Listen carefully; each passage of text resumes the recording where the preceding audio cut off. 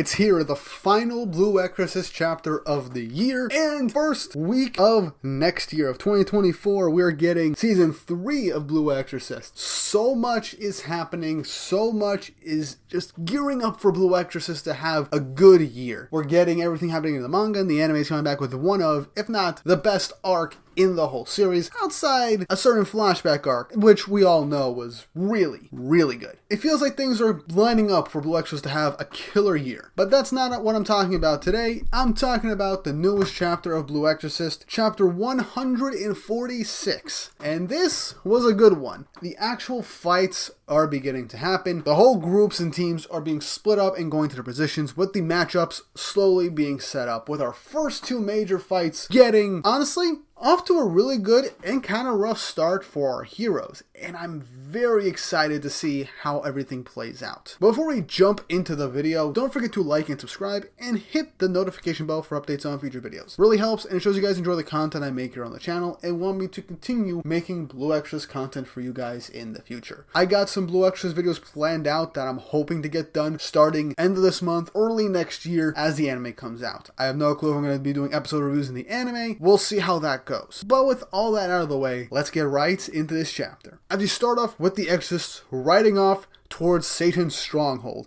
as Lightning and Bon are basically checking in on all the different team leaders and sub-leaders to essentially make sure that their earphones are in check, and that their communications are just restricted to just reports and questions. And for the most part, Lightning's going to be giving orders.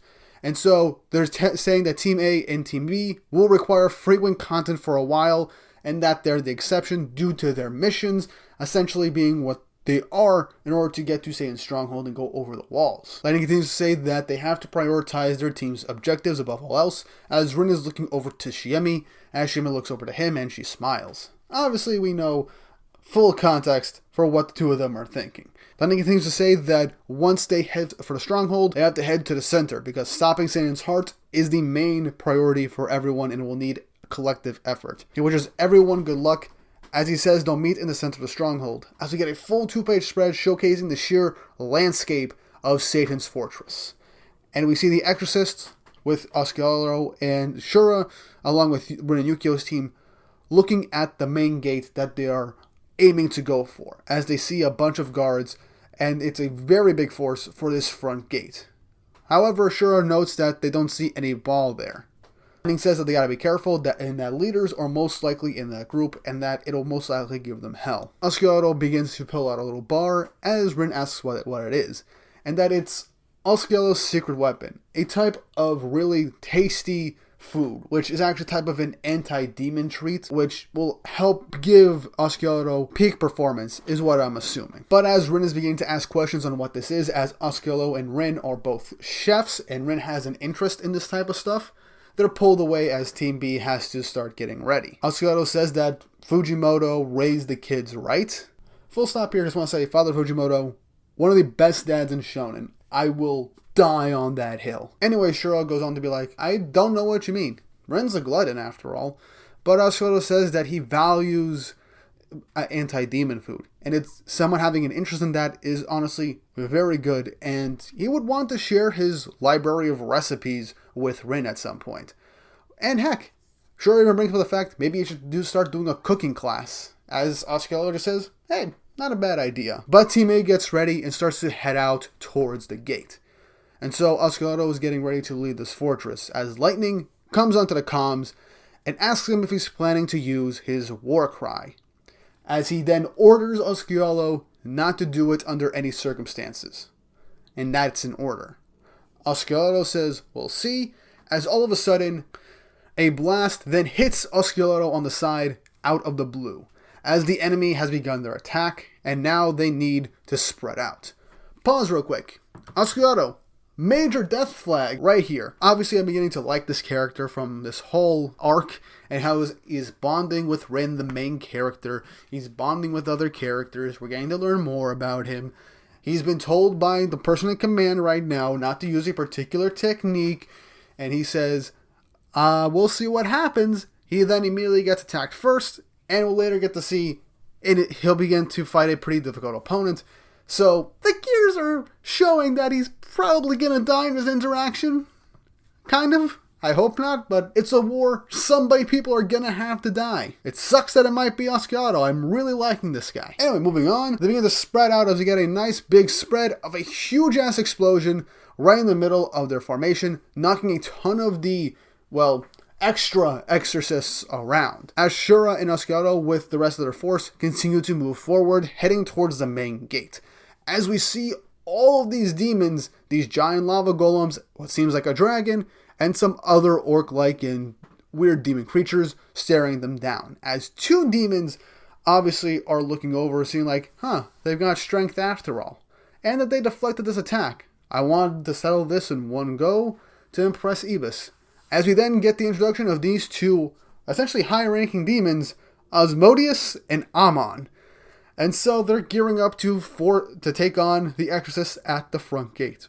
Also that they are a kin of the King of Fire, Iblis, so it makes sense that these characters are going to have some sort of fire theme, which I'm very looking forward to, because these fights are looking to be really great once we get started with them. So let's just stare them down real quick, as it's revealed that Amon and Asmodeus are important demons listed in Gatia, and I like this little editor's note saying there's a title of volume in the well-known grimoire known as Lemegeddon. I'm not going to look this up, maybe if I do a deep dive video, but I'll see what happens. And Amon and Asmodeus essentially begin to bicker in the background as the Exorcists are just like waiting for the fight to get started. Shura pulls out her serpent blade as she then begins to say that she's only got 7 big moves in her, and that's all she's going to be able to do once she ends up using these attacks. It's also revealed that lightning did imbue a blessing of General Frost into this empty sword. As we all know, Shura essentially had the blessing of a very powerful and immortal snake demon due to her whole arc and character. I'm not going to get into it. I'll take a whole 20 minutes to fully deep dive into that.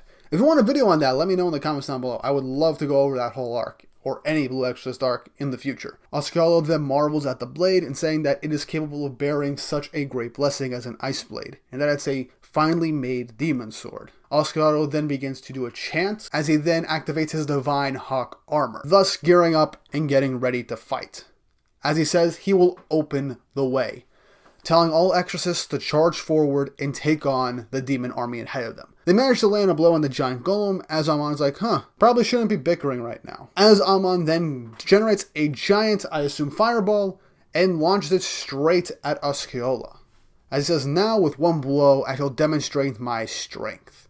akaDAEDUM then bounces it back, and we see a big fizzling blow from this fireball that he punched out of the way. And just like that, he sucker punches Amon straight in the face. But Amon is revealed to have caught it with one hand, saying that a mere magician thinks that they could defeat Amon, the Sun King, as he then slowly begins to melt into the whole hawk armor, grabbing akaDAEDUM's fist and then exploding it with a giant heat fire blast, searing akaDAEDUM's right arm as he screams out in pain. But he then lands another blow with his left hand on Amon, pushing Amon back. And all the while, Asmodeus is just off in the corner being like, haha, you having trouble there, man? As Amon's like, why the hell aren't you fighting? And, well, Asmodeus is like, I haven't been in Asia in a while. I'm just going to take in the sights a bit more. And by sights, he means adult video sites. I'm not going to say that word, and I'm not going to show that speech bubble in this video because I'm afraid it'll get me demonetized. All I know is that it makes sense why Asmodeus is this later on in the chapter when he gives his full title introduction. He then notices something as Shura is using her sword to slice through some enemies, revealing that Team B is now in position. But approaching the gate is going to be difficult. Shura says that she's going to give them a signal to go, and they're going to have to take advantage of the opening she gives them. Shura dashes forward and uses her Kirigakure style art of the magic sword, Serpent Scales, launching a huge ice wall of ice spears towering above, and slicing through some demons, and giving a nice little alleyway for Team B to just go around and be covered in order to make it to their destination, which is the front gate. And I just like this full-scale thing showcasing just how big Shura's ice wall is. But some of the demons are actually able to jump over the wall and begin to head towards Team B.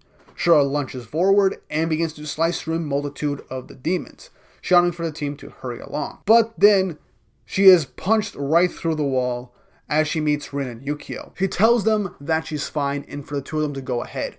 Rin obviously wants to help Shura, and obviously Yukio does want to help her too, but he understands the mission and situation, and so he takes Rin on their goofy looking horse and begins to head towards the gate. As that Asmodeus is laughing as he looks down at Shura, stating that, "I can't believe I almost overlooked such a wonderful woman," as he says how he missed Asuka so much and he must enjoy a real woman. As he then grabs a sword out of nowhere as he stares down at Shura, stating that he is the King of Lust. Ending the chapter. Well, we got two big fights right here in this instance for Blue Exorcist. Oscullo versus Amon, coming off to a bit of a rough start, and Shura is fighting Asmodeus, the King of Lust, as obviously he is eyeing Shura for reasons that account to him being the King of Lust. Now, Shura is a badass and definitely one of the top tiers of the characters in Blue Exorcist, but without her original power set for her sword,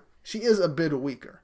But she still has 6 big ice attacks left in her, so we could expect her to take on Asmodeus in a pretty evenly matched fight. If not, she'll be on the back foot until she strategically uses her ice powers at the very last second, using up everything she has to take out one of these powerful demons.